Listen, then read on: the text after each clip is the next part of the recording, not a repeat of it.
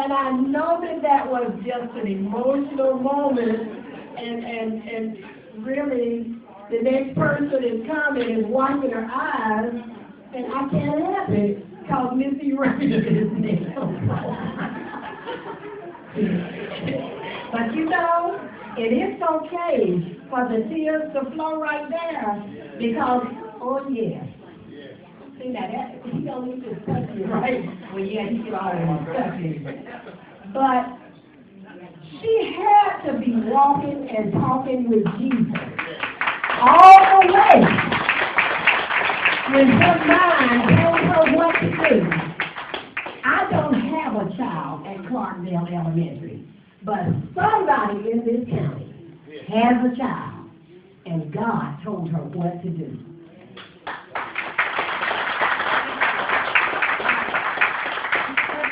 Here, and I'm honored that we're being recognized for what we do. I mean, we're basically the back line. You don't think about a bus driver when you think about school. And you know, that's usually the last person, here's the last thing on the phone call. But if you ever want to get a helping hand or something going in your community, talk to a bus driver. That's right. Not only can they tell you the best Yeah. And I have several of the ones that was with me that day came up here and happened to be here with me. And as I called her name, I want you to come up. Robin Sheffield has went to Clarkdale.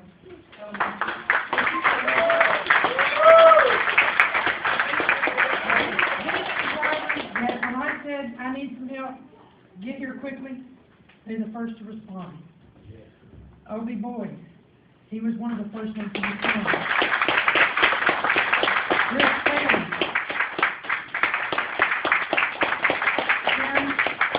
Karen Fowler. She had drove to Clarkdale since I can remember how long. And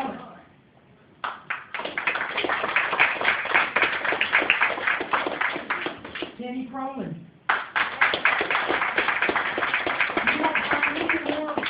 More dedicated to children than this group right here. Sonia Harris is not with us this morning. She should have been here. We have Joanne Trahan. She was with us in 2009 when it happened. Then we lost her to special ed. It was a great loss to us, but she liked it because she's special. She's always been special ed. These are the people that, if you ever need any help anywhere in your community, just tell one of us. Thought that. And it's like, boom. The county will know. If you're up for election, if you don't talk to the bus drivers, you ain't going nowhere. Yes. I'm sorry that I'm in tears, but you know, spirit hits you. You don't know where you'll be. That's right. And I truly believe that God has touched every one of us with your children. That's right. And I love children. I wanted like 10. I got blessed with one. And he's the most rotten thing you'll ever see. But he outtowered me, so I don't say that. Yes, and now I've got a bigger family. Yes. You know, when I said, God, I want children, he gave me 20 buses full of them. And I'm thinking, you know, we're always wondering when you're growing up, what can I contribute to the world? Where am I supposed to be, God? What do you want from me? Where am I supposed to be? He has a plan for each one of you. That's right. You may not be being recognized today, but in my heart, I know God's got a plan for you just as he did me. I never expected to be here. These people never expected to be here with me. And without these, I mean, we are nothing without somebody. That's right. And I believe that in all my heart, because God is always in control. And he has taken me this far, and I see better things in my future with my family. This is my family. And we have Reggie Rowe with us. That's my boss. And Mary Calvin, that's right back here. Another person that made it just to honor us, which is a blessing, is Darlene Pitts.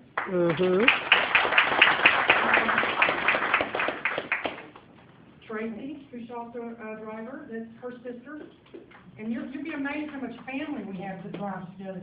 Now, Alan Cater, He used to drive with me. So he has seen me at my best moment, and he has seen me at my worst. But you know, he's loved me no matter what. Yes. And we've loved him, and I hated to see him leave. I really Yes. did. It's family there, is it not? Yes. If you come to us, we make you part of the family. We find out what your interests are. There's not a better place for me to work than Cobb County. I mean, we could go, all of us could go somewhere else and work, but we chose Cobb County because we love it there, and they're good to us. We do have our ups and downs. Well, nobody likes the economy, but we're here. That's right. And next time you see the big yellow bus and the red lights are flashing, you know, they're telling you to make sure that you stop. Think about who's driving that bus. You know, it could be someone's grandmother, aunt, uncle, brother, sister. They're people too. I mean, they take care of, trying to put 72 kids behind you and drive. You couldn't do that in a car. That's right. How your children act in the car. Put them with the other kids. It's a zoo. And this is the profession that we chose because we do love children. And I'm so honored that we're able to be here with you here. Yes. And I Bless don't know you. how we got here, but thank you, Lord, for putting us here. Yes. Yes.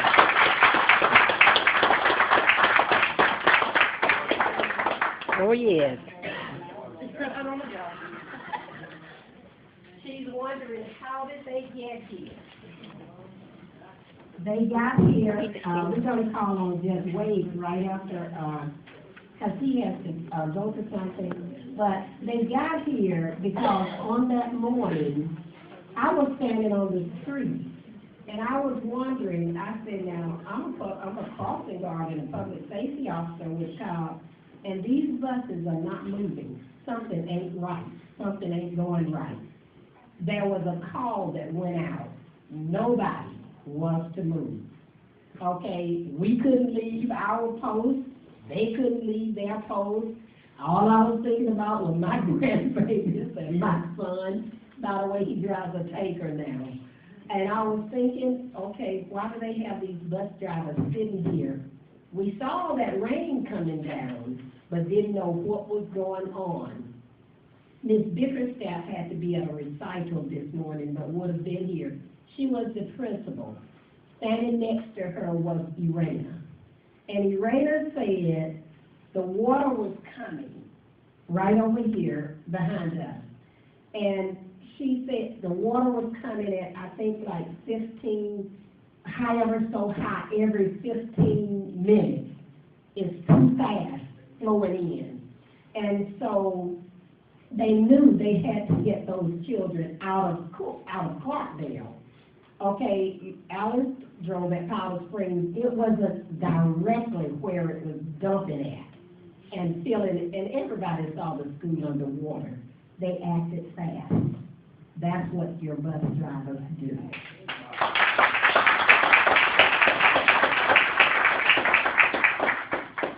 So, and it's okay to be, she's emotional about other people's kids.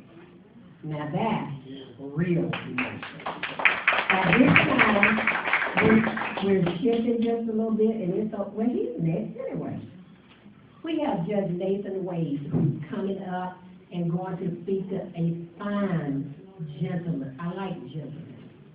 A fine gentleman that's going to come up who sits on the Marietta Municipal Court and give us words.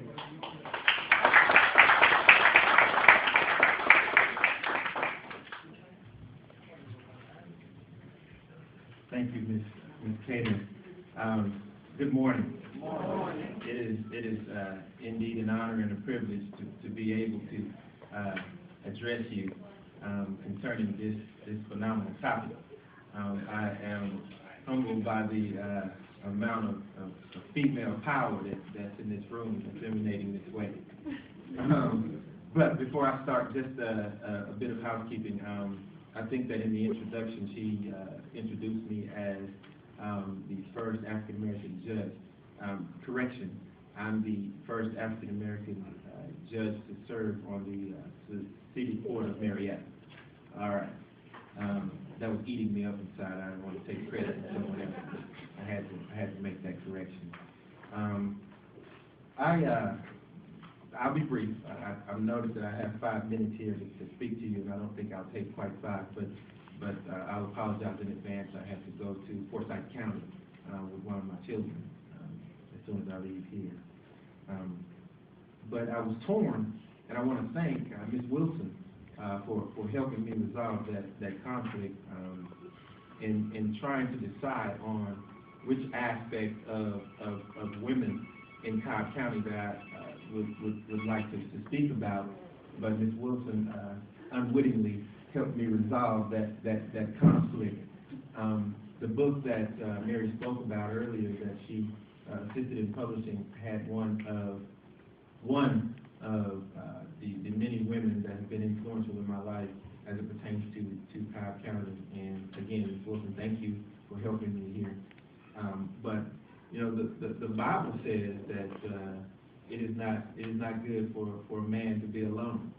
So one can infer that he's talking about women. Yes. Bring a woman in the picture, and then it's good. Then it also says that a man who finds a wife finds a good thing. That's right. So obviously God knows that women are great. But the person that I want to speak to you briefly about is one of the many women that have influenced my career here in Cobb County, and wherever I go, my legal career.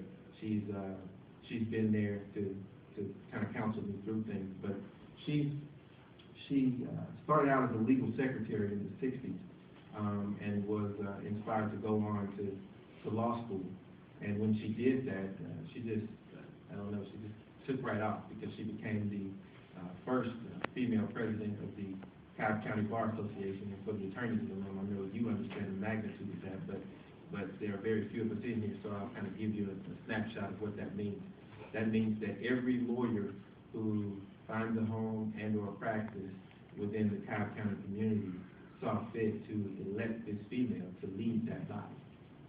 And that's a phenomenal accomplishment. But she also was one of the first females to serve in the county attorney's office here in Cobb County. And that, during that time, we just didn't find that for an entire county to want to get behind a woman and help her to achieve that type of accomplishment. But she helped found the Marietta Cobb Girls Inc. Club. Girls Club. She helped found that. And you know, these are things that as I give you a description, you're imagining this massive woman in stature and this powerful speaking woman, but she's probably about this tall and very soft-spoken, but she walks with a big stick.